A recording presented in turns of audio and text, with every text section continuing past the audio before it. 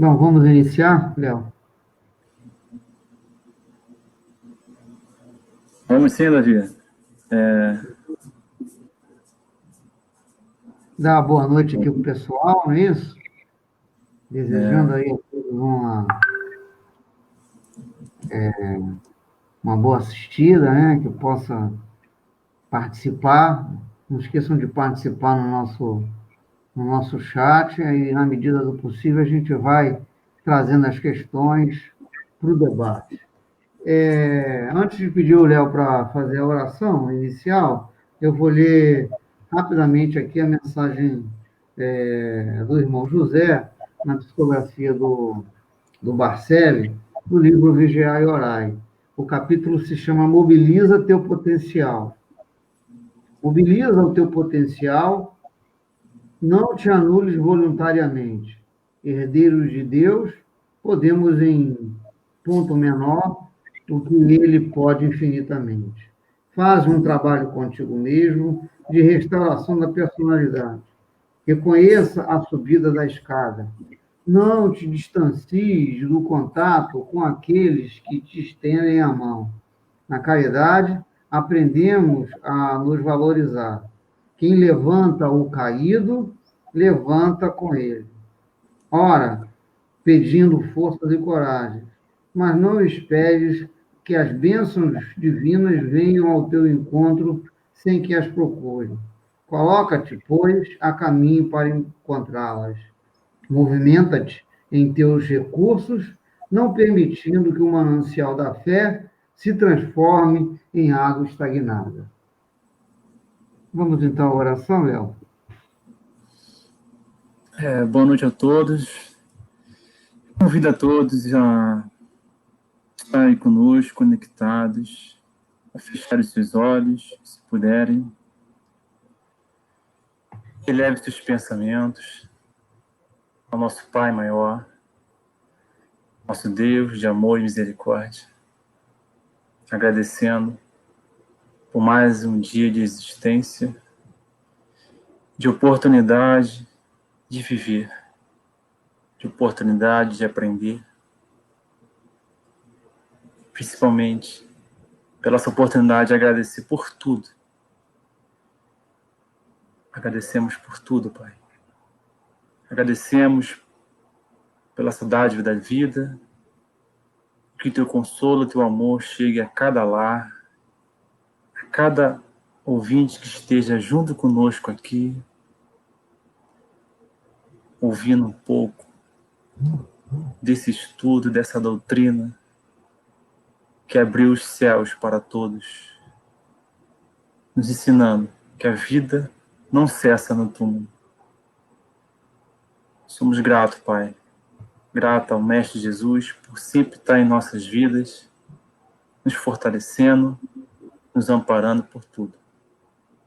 E pedimos humildemente que abençoe a cada um, a cada familiar seu e a todos os nossos irmãos em cada canto desse globo. O mundo precisa do teu amor, Pai. Que assim seja. Graças a Deus. Graças a Deus. É uma temática bastante presente, né? Condizente com o mês do setembro amarelo, que é o mês da valorização da vida, prevenção contra o suicídio. Essa é a nossa temática de hoje. Viver é a melhor opção. Viver é a melhor opção é o título do livro do André Trigueiro, né? Nosso irmão vai falar aí, vai trazer uma série de dados, né? Vai trazer dados estatísticos, vai falar da questão do ponto de vista do espiritismo, mas também utiliza esses dados do ponto de vista da ciência, né? Faz uma análise científica de alguns aspectos da questão do suicídio de forma geral e de forma específica sobre o nosso país. Mas não é presente só no livro do André, está presente, essa temática ela está presente praticamente nos livros todos da codificação, no Evangelho, com certeza, no livro dos Espíritos, a gente vai encontrar lá na parte 4ª, no capítulo 1º, uma seção sobre o suicídio, que envolve as questões 943 a 957. Então, está presente no livro Céu e Inferno, está presente na Gênese, como eu falei, toda a codificação. O André Trigueiro traz umas informações que eu acho que é muito interessante. Eu queria iniciar falando aqui nessa introdução, antes de passar a palavra para o Léo, um pouquinho do que o André traz. Né? Ele não apresenta, ele é muito cuidadoso em se falar em uma causa principal para... Eu tive relendo o livro esses dias, fiquei bastante atento a essa situação. Né? Ele gosta da argumentação de que não é somente... Ele traz essa ideia, essa argumentação de que o suicídio ele não tem uma causa, né? Na verdade, é um somatório de fatores. E, em vez de usar como elemento uma causa principal, ele fala de fatores de risco. Né? Eu acho isso bem interessante na abordagem que o André Trigueiro faz no livro Viver é a Melhor Opção. Fala de fatores de risco. E surgem, a partir da análise dos dados estatísticos do IBGE, dois fatores principais, que é o indivíduo, e ele fala isso nas palestras também, porque eu já assisti, ele teve a oportunidade de vir aqui no Mercury, em Nova Iguaçu, e ele abordava exatamente isso. O principal fator de risco, a pessoa ter tentado suicídio. Então, o suicídio, ele tem, para a pessoa que já tentou uma primeira vez, uma ou mais vezes, é considerado um fator de risco, porque o número de situações dessas se destaca do ponto de vista estatístico. Então, quem tentou, né, tenta uma, tenta duas, né, a chance de conseguir sucesso ao longo das tentativas é maior. E outro fator de risco, levado em consideração aí pelo nosso querido André Trigueiro, é problemas mentais, né? Traumas, transtornos, melhor dizendo. Transtornos mentais. Transtornos mentais. E aí ele engloba vários elementos. Né? A depressão é muito apontada e muito falada, né? no livro, muito estudada no livro. É um fator muito significativo. O depressivo, muitas das vezes, é levado para essa situação do suicídio. O alcoolismo, né, junto com as drogas, o transtorno bipolar e a esquizofrenia. Esses são os fatores, são os exemplos que ele fala. Né? Claro que tem outros, mas são esses exemplos que ele usa para transtorno mental, porque estatisticamente aparecem com um número mais significativo. Então, a gente vê que o suicídio, né, esse irmão, então, o André Trigueiro, traz para a gente essa informação de que não há uma causa única para a pessoa cometer o autoextermínio. Geralmente, são fatores combinados que acabam as pessoas saindo, então, tentando sair da vida, fugir da dor, né, do sofrimento, que a gente tem que... Há que se pensar muito do ponto de vista humano e, sobretudo, do ponto de vista do espírito, enquanto o que a gente pode falar, fazer uma distinção, né?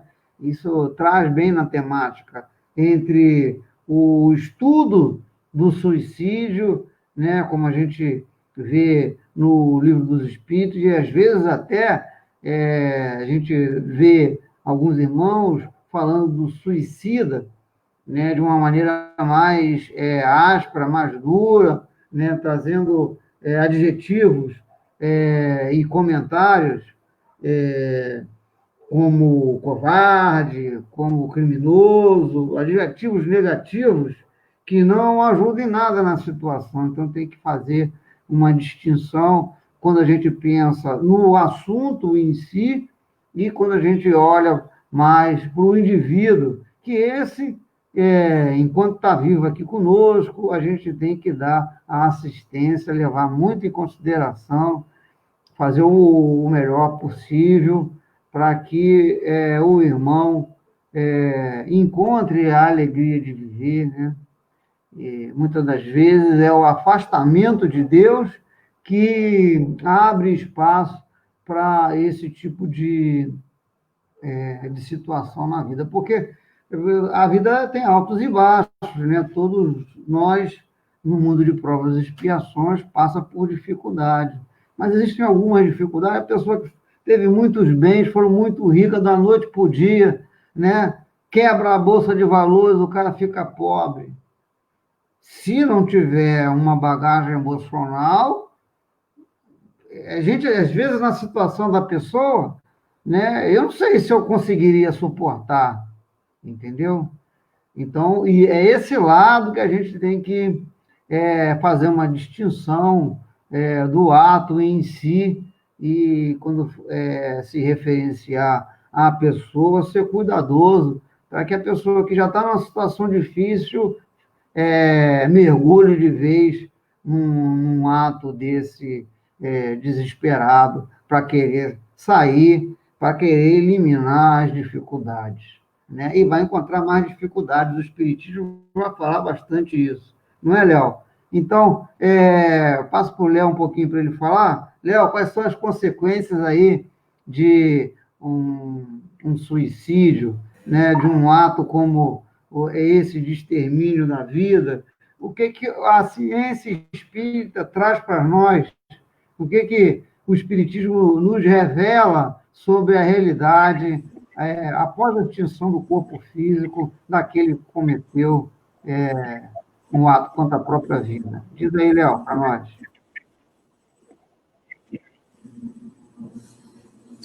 Davi, para responder essa pergunta que você falou, eu vou lá no Livro dos Espíritos, na questão 944, né, que Kardec, diante desse fato que já era grave na época dele, ele pergunta se tem o homem, né, o ser humano, o direito de findar a sua vida, né, de tirar a sua vida. E os espíritos falam que não, só Deus assiste esse direito. O suicídio voluntário é uma transgressão da sua lei, né? E desde os 10 mandamentos de Moisés, já está lá escrito, não matarás. Essa questão não é só matar a vida do próximo, porque até a nossa própria vida não é nossa. Foi Deus que nos forneceu. Então a gente tem que prezar muito pela nossa vida. Esse assunto ele é muito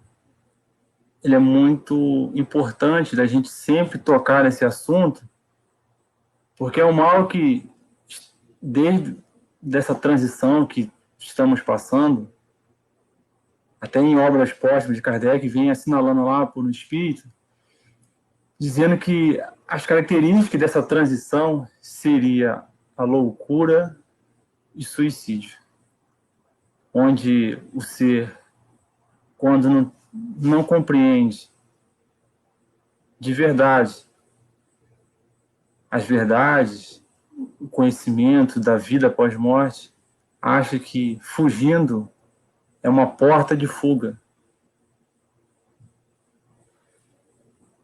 E com a doutrina, com essa revelação, a gente sabe que não adianta essa fuga escapar das dificuldades, porque as dificuldades são nossas criações que nós mesmos cultivamos. Se não foi nessa vida, foi numa vida pretérita. E é por isso que eu também achei, Davi, lá em Samuel, no primeiro livro de Samuel, no capítulo 2, versículo 6, que ele diz assim: o Senhor é que tira a vida e a dá, leva à sepultura e tira dela. Uma simples frase, mas de uma profundidade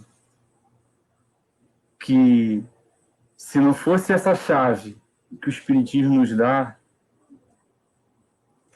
ela ficaria superficial.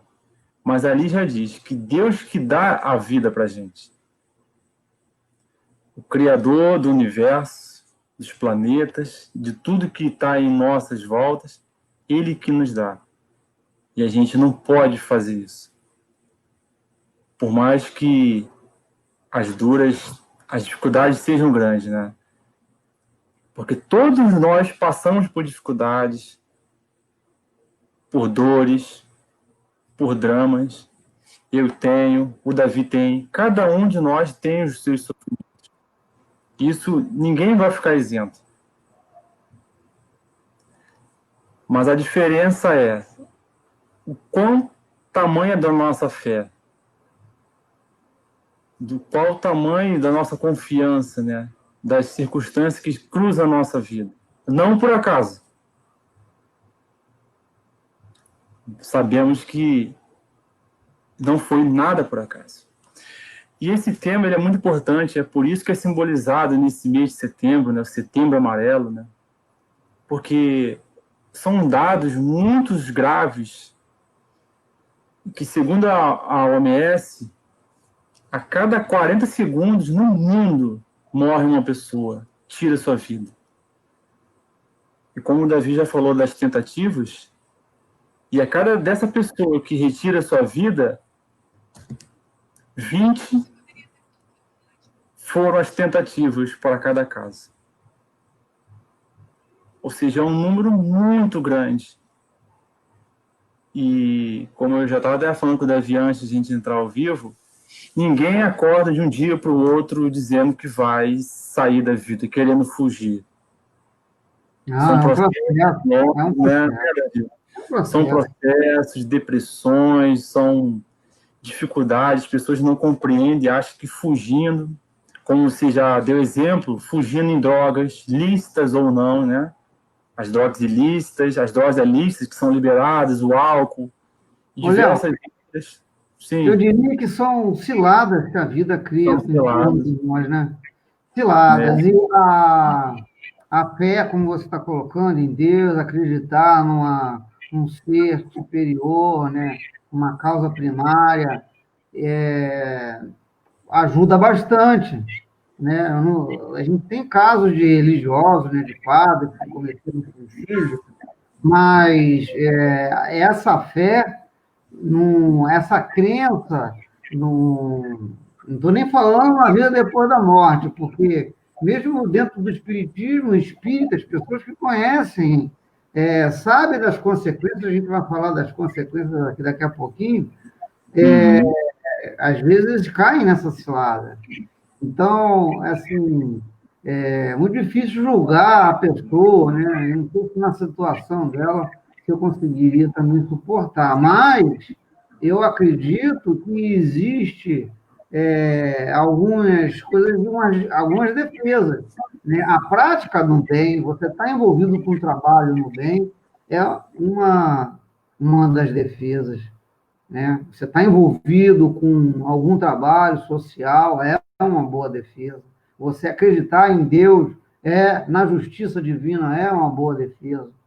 Então, eu acho que aí as pessoas que fazem isso, eu acho que acabam criando, digamos assim, condições melhores de suportar os reveses da vida. Então, e muitas das vezes a pessoa muito inteligente, muito, né, a gente teve,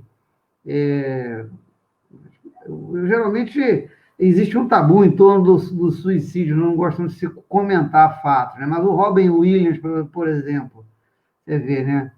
É um ator premiado com Oscar, né? Super bem sucedido, né? E convivia com uma depressão oriunda do alcoolismo e do uso das drogas, muito intensa. Então, a gente não sabe como é que é o universo do outro. Outro também né? que caiu com felicidade, que foi o Valmor Chagas, né? À medida que foi ficando com a diabetes mais acentuada, ficou surdo e desgostoso da vida. Então, você vê que as causas elas são variadas, né? E parece até realmente, como eu falei, uma cilada, às vezes até uma prova, né? Um teste, para ver se a pessoa consegue vivenciar aquela dor, aquele sofrimento. Então, é isso. Deixa eu passar a palavra para o Léo. Léo, o pessoal aqui está falando um monte de coisa aqui no chat. Eu vou pedir para você comentar. Ó. Tem coisas muito legais que eu não posso deixar. Antes de tudo, eu quero agradecer a presença, né? Thelma, Priscila, Pinheiro, a Antônia sempre presente, o Cláudio Monteiro também, a Isabel Cristina, a Lucimar, a Mary, e o Cláudio, ele fala assim, ó, que a depressão, o isolamento social e a exclusão trabalhista e vergonha de falar sobre tantas decepções, né, que se não tivermos amor e compreensão dos nossos próximos, né, o comentário que ele coloca aqui. E também, mais abaixo, ele faz uma pergunta aqui, ó. Na minha época de estudante, havia a disciplina educação religiosa. Está faltando esse tipo de disciplina na escola? Ô, Léo, responde aí, ó. Passa a peteca para você. Bom, eu também peguei em um ano só.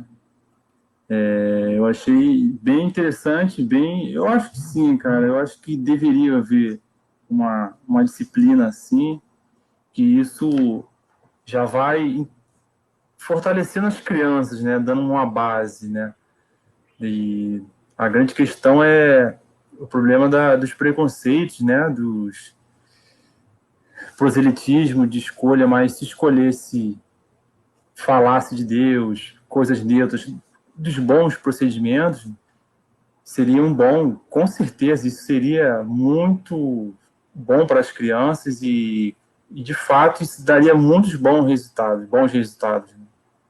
Tive um ano, gostei bastante de uma escola que eu tive, infelizmente não teve mais, mas foi um aprendizado. E, de fato, na minha humilde opinião, acreditaria que ajudaria, mas sem preconceito com as demais crenças, né? Porque esse é o grande problema. O Brasil ele um estado em que você pode se manifestar de diversas formas, né, do ponto de vista religioso. Então,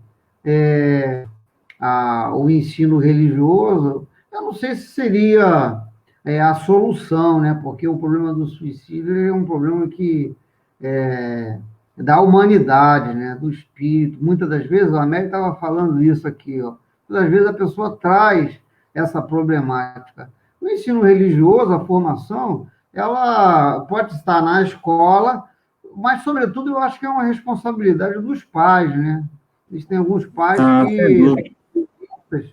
e não concordam com o ensino obrigatório. E você tem o problema do ensino religioso na escola, você cai de que ou você não vai ter a pluralidade de religiões representadas. Né? Às vezes a pessoa é da família, evangélico, e você sabe como é que o evangélico geralmente tem um preconceito contra o espírita. Né? Ele nunca vai aceitar, por exemplo, a gente fazendo né, dando uma aulinha de religião na escola, nunca. Vai achar um absurdo isso. E, é, e outros aqui irão se sentir dessa forma, ou um líder religioso da Umbanda, ou do islâmico.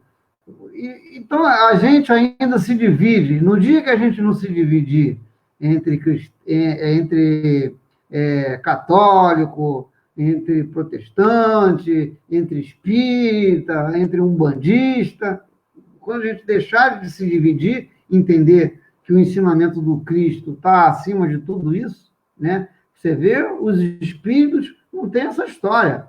Não tem mesmo. Né? A gente vê lá o Frei Luiz, aqui no Rio de Janeiro, né? É um centro espírita dirigido por entidade católica, onde tem um trabalho de caridade, assim, bastante conhecido. Divaldo, lá na Mansão do Caminho, nunca, não é requisito ser espírita para receber as benesses que a Mansão do Caminho fornece para aquela comunidade carente ao redor. Eu acho que o princípio é esse, entendeu? O princípio é esse. E aí a gente cai, o do ensino religioso, a gente cai nessa problemática aí de você ter a predominância de um em detrimento de outro. Aí a criança que é espírita vai ver lá o evangélico fazendo, vai se sentir desmotivado, ou então vai ficar batendo de frente, né, criando aquele clima ruim. Isso é uma problemática, ok? Agora, eu acho que fundamentalmente cabe aos pais realmente cuidar aí para dar a formação religiosa, para que o filho conheça Jesus. Tem algumas crianças que eu conheço que não sabem nem rezar, né? Não sabem rezar um pai. Eu, graças a Deus, tive a oportunidade de aprender isso desde cedo, mas não sabe rezar um Pai Nosso, né? Só vive ali a vida material. Então, assim, dentro da realidade que a gente tem, de cada um, tem que ser respeitado, eu acho. Mas eu vejo como uma coisa boa, né? Eu acho que eu ia gostar, mas eu não sei se a gente poderia generalizar para o ensino. O Estado ele é cuidadoso com esse particular, e por isso que acho que não estabelece, porque já tivemos muito problema, né? A Igreja Católica se impondo de maneira abusiva, perseguindo uns e outros. Aí, por conta desse passado, eu acho que não há uma orientação nesse sentido. Mas a orientação religiosa é fundamental. A gente está vendo aqui, né, na leitura aqui no estudo que a gente fez, nas pesquisas, que a religião é um dos fatores que ajuda muito a pessoa a não se deixar levar, se abater pelos reveses da vida, porque eu acho que, no fundo, cada indivíduo que busca o suicídio tem a sua razão, né? Muitas das vezes, aliás, eu acho que a gente totalmente desconhecido da gente a verdadeira realidade. Bom, a Mary falou isso aqui, ó, que muita gente traz. Os comentários aqui estão bombando aqui no nosso chat. Léo, quer falar mais alguma coisa? Fazer mais alguma abordagem? Porque eu acho que eu saí te interrompendo aí. Senão eu vou mudar aqui o assunto. Não, sem problema, Davi. Eu queria... Cadê? Eu nem... Ah, tá. E quando você falou dos jovens aí, e isso é tão agravante, porque nas estatísticas da OMS, que é a Organização Mundial da Saúde, ela diz que o suicídio é a segunda causa de morte entre os jovens entre 15 a 29 anos do mundo. Em primeiro lugar está os acidentes, né? Os acidentes que acontecem, mas em segundo caso são os suicídios. E cada vez mais a faixa etária vai diminuindo. A gente está vendo casos de crianças de 11 anos, de 12 anos já cometendo isso.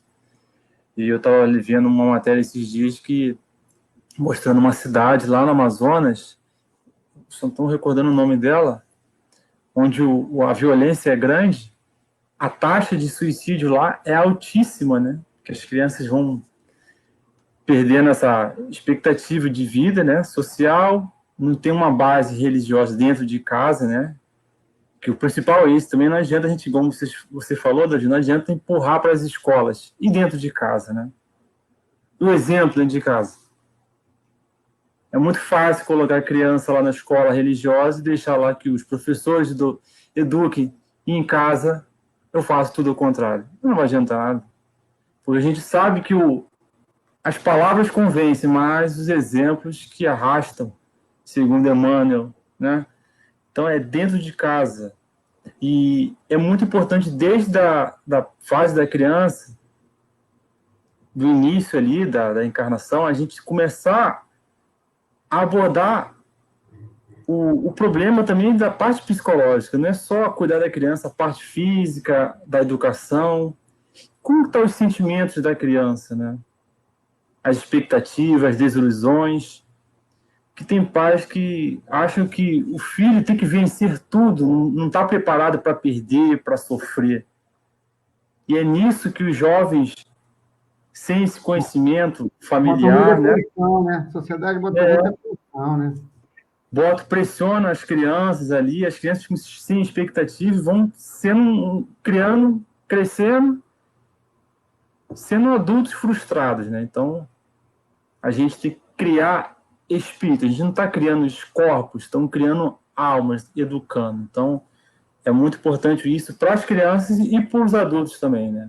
A parte psicológica, é por isso que eu estava vendo o Haroldo falando sobre isso, que uma entrevista, né, ele falando sobre o porquê de Joana de Ângelo com o Divaldo trazendo sempre esse tema do psicológico, psíquico, porque sabe dessa transição que a gente está vivendo, as pessoas andam angustiosas, né, angustiadas, e agora com essa pandemia que a gente está passando, isso fez os nervos fluírem mais, né?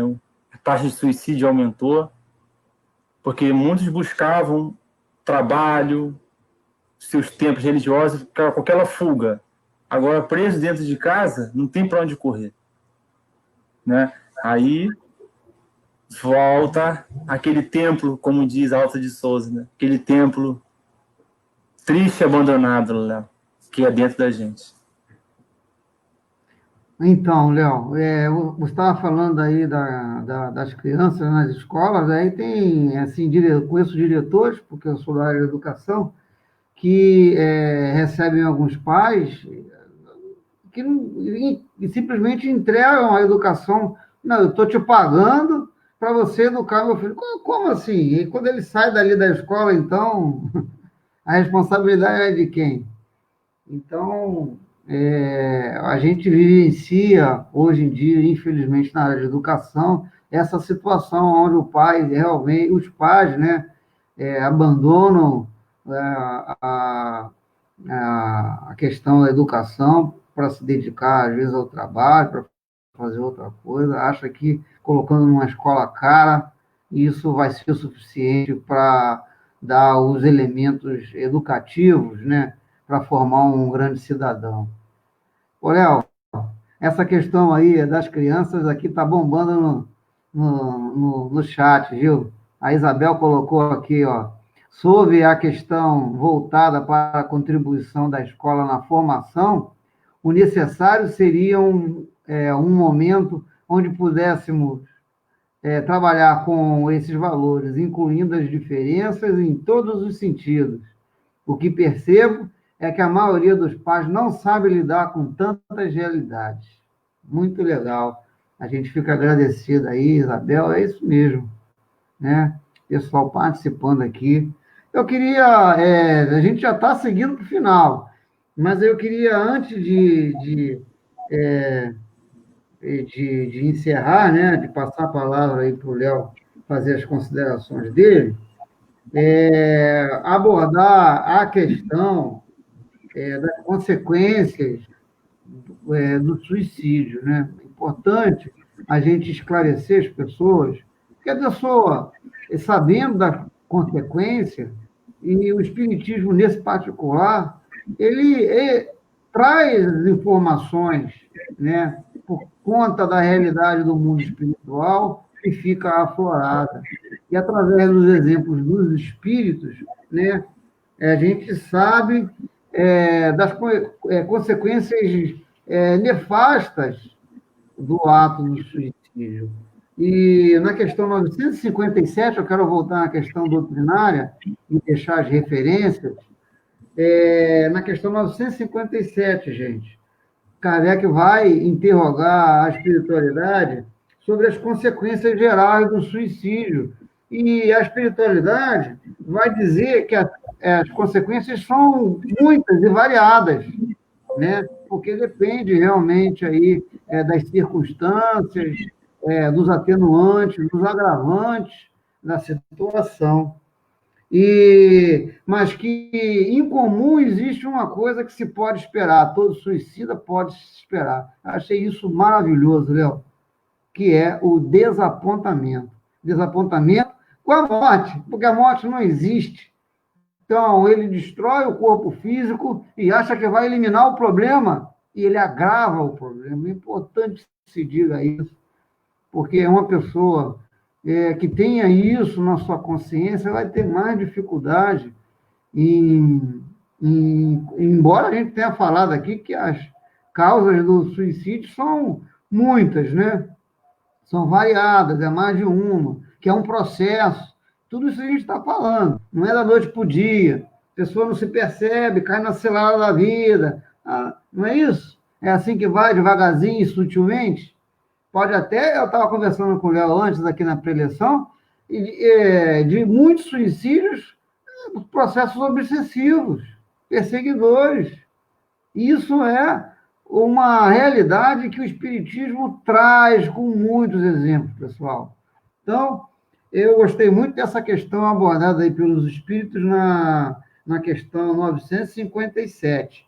E Ivone do Amaral Pereira vai, em Memórias do Suicídio, um clássico, né?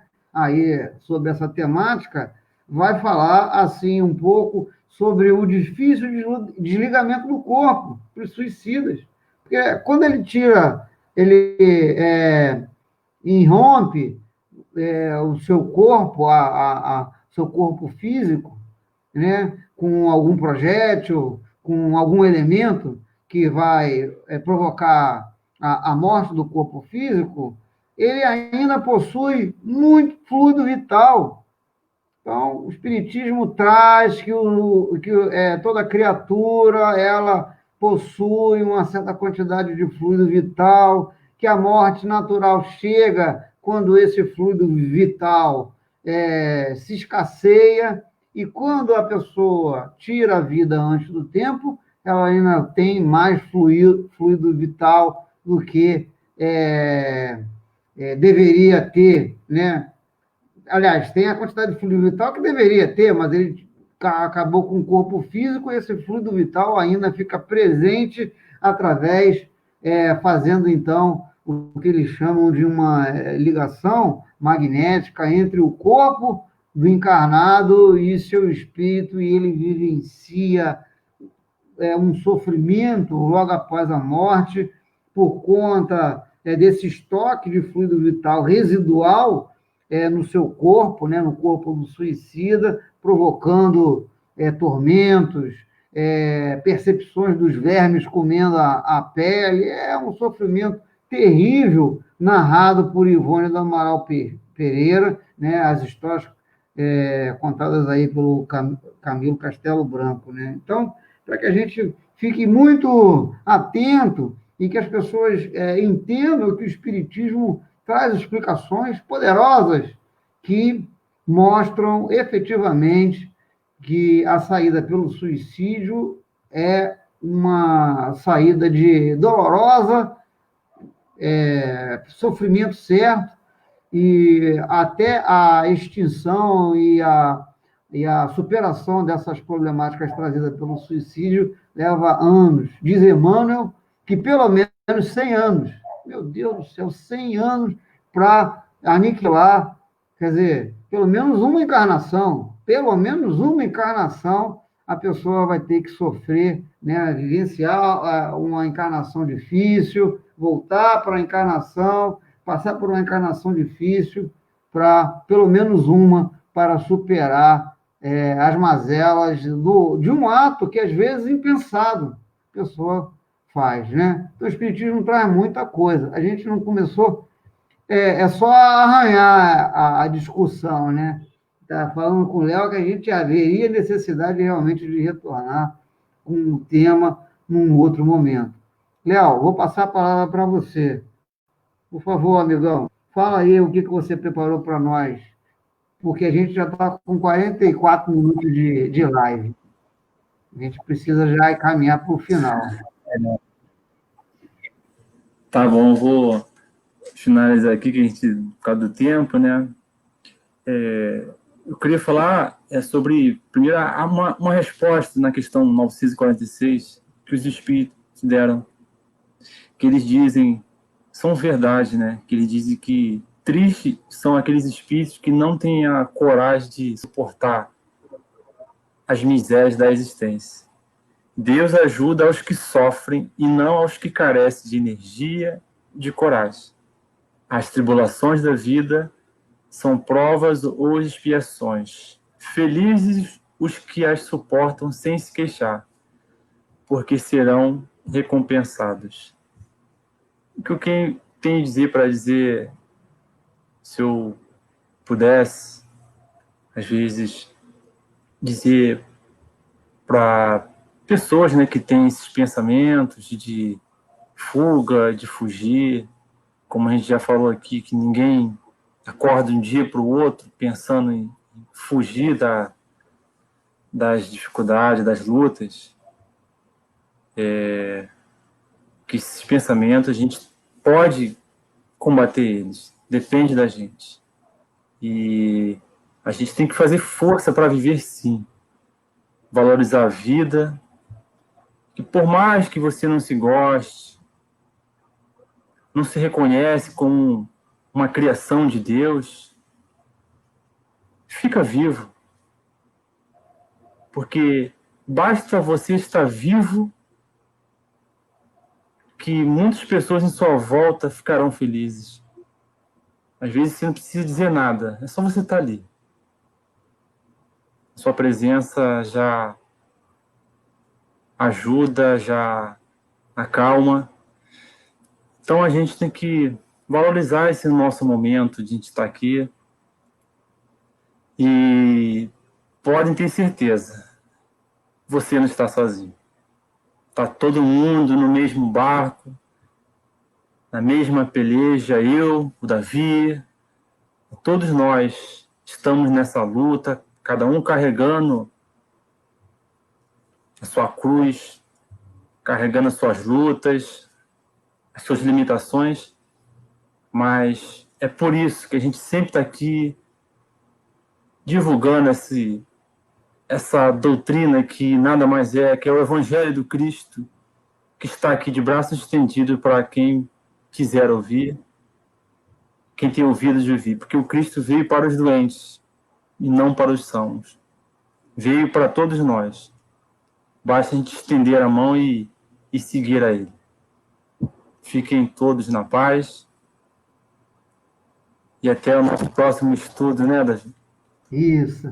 Então, Léo, eu vou fazer a prece agorinha, mas antes, eu estou vendo aqui uma questão no, no nosso chat que eu acho que eu não vou encerrar sem deixar de responder, e aí você também pode falar alguma coisa se você se sentir à vontade. É uma pergunta da Remelo, ela colocou assim, boa noite. Por que tirar a vida do outro não é considerado um pecado tão grande como o suicídio? Sendo que a vida é vida. E só Deus pode tirar. Perfeito, só Deus pode tirar. E agora, quem disse para você que tirar a vida do outro não é grave? Você vai lá no livro O Céu e o Inferno, de Allan Kardec, que você tem um capítulo sobre a segunda parte, tem o capítulo, procura no índice, sobre os criminosos, onde você vai ver depoimento de espíritos desencarnados, de assassinos, de pervertidos, para ver qual é o estado dessas criaturas. É de uma situação também muito difícil. E dependendo do tipo do crime, ele nem reencarna mais na Terra. Né? A gente está sabendo com esse movimento aí de transição planetária, que muitos desses irmãos amarrados e presos, né? Prisioneiros na maldade, na crueldade, que tem prazer em torturar, em matar, que dependendo da situação espiritual, eles nem voltam mais, vão para um planeta de provas e expiação, porque o nosso planeta está seguindo em direção a um mundo regenerado, que é um mundo melhor do que o de prova e expiação. Não é um mundo feliz ainda, onde você não vê a predominância do mal, mas já é uma situação melhor um pouco. Então, minha irmã, eu acho que é isso que eu tenho. É tão, assim para dizer, tão grave quanto, né? É sério também, grave. Só que a gente estuda muito as consequências do autoextermínio, né? Porque a violação, ele usa do próprio livre-arbítrio para infligir a lei divina, porque a vida só pertence a Deus, só Ele que realmente cabe no momento retirar de nós. Então, há todo um planejamento reencarnatório e você não pode violar isso, né? Então, a nossa temática aqui hoje é o suicídio, mas os assassinos também se encontram numa situação muito difícil e que retornarão à Terra passando expiações e provas também difíceis, né? Então, a minha sugestão é para que se procure um pouquinho lá no livro Céu e Inferno, né? O próprio livro dos Espíritos também vai falar bastante sobre isso daí, tá? É isso. Léo, quer fazer alguma consideração sobre a pergunta da irmã? Lucimar está falando aqui, ó, não matarás. Ou não matar assim e matar o próximo, né? É uma violação da lei. Era aí, de forma alguma, se a gente não pode tirar a vida alheia, imagine a nossa, né? Porque a vida é muito valorosa. E só Deus que pode dar e tirar. Não cabe a gente, né? Nós não somos criadores, somos criaturas, somos obras dele. Então, o que a gente tem que é zelar pela vida do próximo e zelar pela nossa também.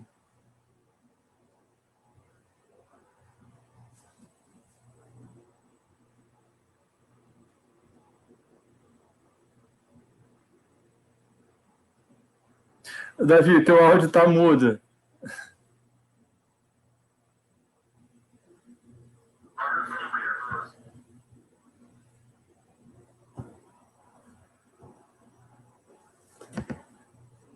Acho que o Davi não está ouvindo. Seu áudio está mudo, Davi. Seu microfone. Ah, perdão, Léo. Agora sim. Então, tem mais perguntas interessantes aqui, mas eu não vou comentar, não, porque a gente já está com o tempo estourado. Só quero convidar a todos para quinta-feira. A gente aqui no canal tem uma palestra, né? É o Júlio Sena que vai fazer lá de São Paulo, e o tema da palestra é A Jornada do Autoconhecimento, dia 10, quinta-feira. Sexta-feira, a nossa casa, o Centro Espírita Fé, Esperança e Caridade, ele já está com abertura parcial, então, na quinta-feira, as pessoas ligam para fazer inscrição, que tem um número limitado de pessoas para assistir à palestra do Alexandre Borges, cujo tema é o Cristo Consolador. Tá bom? É isso. E o tema da próxima semana, a gente vai continuar com essa questão aí do suicídio. A nossa temática será a valorização da vida. Ok? Então, vamos fazer a prece final de encerramento, pedindo a todos que mentalizem o Pai Celestial. Agradecidos estamos por estarmos aqui reunidos, podendo conversar sobre aspectos da vida, filosofando um pouco sobre esses aspectos essenciais que envolvem a todos nós, enquanto humanidade, e que possamos ser bem assistidos pelos bons espíritos, pelo nosso irmão maior, o Mestre Jesus, para que possamos compreender bem o cristianismo redivivo, que é o Espiritismo, e aplicá-lo em nossas vidas, pois, assim procedendo, certamente seguiremos o caminho traçado pelo Mestre Jesus, que nos disse ser o caminho, a verdade e a vida. Que possamos, então, dar o melhor de nós para auxiliar aqueles que necessitam, pois quem servir certamente alcançará o reino dos céus, como prometido pelo Mestre querido. Que Jesus, os bons espíritos e a equipe de Maria de Nazaré esteja conosco, assistindo a todos os irmãos, encarnados e desencarnados, que sofrem com a temática do suicídio, ou por pensamentos, ou por efetivamente ter praticado o ato, mas na certeza de que a misericórdia divina recairá sobre todos nós. Fica conosco hoje sempre, mestre querido, graças a Deus. Pessoal, até a semana que vem, se Deus quiser. Tchau, Tchau, tchau. tchau, pessoal.